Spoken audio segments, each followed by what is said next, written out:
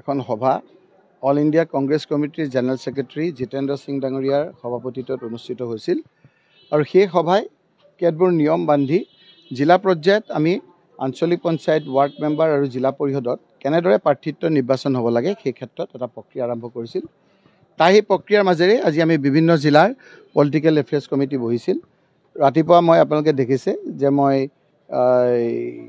মোৰ এলেকাৰ মানে মোৰ সাংসদীয় সমষ্টিৰ গোৱালপাৰাত মই উপস্থিত আছিলোঁ আৰু গোৱালপাৰাত উপস্থিত থাকি তাত মই কৈ আহিছিলোঁ যে যিহেতু মই এজন সাংসদ, গতিকে মোৰ সমষ্টিৰে বিভিন্নজনে কাম কৰিছে।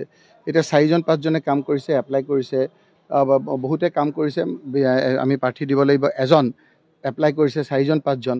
গতিকে মই নিজেই এইটোত অংশীদাৰ হ'ব খোজা নাই। আপোনালোকে কমিটিয়ে যিটো সিদ্ধান্ত ল'ব সেইটোতে মই একমত। ঠিক একেদৰে মই বৰপেটাতো আহিলোঁ, আহি কৈছোঁ যে মোৰ চেঙা আৰু বন্দিয়া সেই সমষ্টিত বিভিন্নজনে আপোনাৰ প্ৰাৰ্থিত্ব বিচাৰিছে। গতিকে এই ক্ষেত্ৰত সদনে যিটো সিদ্ধান্ত লয় সিদ্ধান্ত মই আখৰে আখৰে পালন কৰিম, সেই কথাটো মই কৈছোঁ।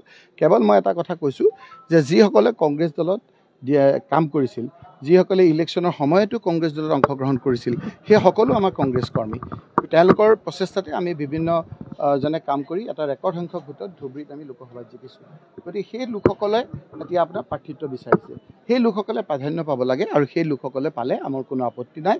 সেই ক্ষেত্ৰত মই নিজৰ মতামতটো দি, যিহেতু মই আৰু অন্যান্য মোৰ মিটিং আছে, আমাৰ সভাই যিটো সিদ্ধান্ত লয় সিদ্ধান্ত দিয়াৰ কাৰণে মই আপোনাৰ কমিটিত মোৰ মতামত দি মই আপোনালোকে চাব যে মহিলাৰ যিটো 50% সেইটো আপোনাৰ তৰুণ গগৈ ডাঙৰীয়া যেতিয়া আপোনাৰ মুখ্যমন্ত্ৰী আছিল, ৰকিবুল হুছেইন যেতিয়া পঞ্চায়তৰ মন্ত্ৰী আছিল, তেতিয়া আমি এই প্ৰচেষ্টা কৰিছিলোঁ যে সৰ্বভাৰতত 33% যিটো মহিলাৰ কাৰণে ৰিজাৰ্ভেশ্যন আছিল, অসমত প্ৰথম আমি 50% ৰিজাৰ্ভ কৰিছিলোঁ।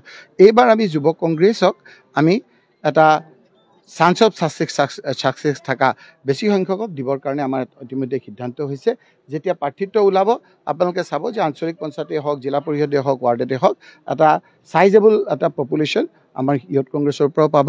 মহিলা কংগ্ৰেছততো 50% আছে, তাতকৈ বেছি আমি দিয়াৰ কথা। এইটোতো ফাইনেল। আচলতে আমি এইটো হিমন্ত বিশ্ব শৰ্মা ডাঙৰীয়াৰ প্ৰতি মানুহৰ ক্ষোভ, আৰু এই ক্ষোভৰ কাৰণে হিমন্ত বিশ্ব শৰ্মা ডাঙৰীয়াই নিজৰ চিম্বল লৈ ৰাইজৰ ওচৰলৈ যাবলৈ সাহস কৰা নাই, আৰু সেইকাৰণেই এতিয়া নতুন পদ্ধতি এটা কৰি তেওঁলোকে ৱাৰ্ডত দলীয় প্ৰাৰ্থী দিবলৈ নোৱাৰাটো কৰিছে। মই দেখা নাই পৃথিৱীত যে কোনোবা দল এটা শাসনত থকা অৱস্থাত তেওঁ নিজেই নিজৰ পাৰ্টীৰ চিম্বলটো লৈ যাবলৈ সাহস নগতায়। হিমন্ত বিশ্ব শৰ্মাই ইমান অত্যাচাৰ কৰিছে, কাৰোবাৰ ঘৰ ভাঙিছে, কাৰোবাৰ আপোনাৰ গুলীয়াই মাৰিছে, আজি আপোনাৰ মৰাণ মানুহ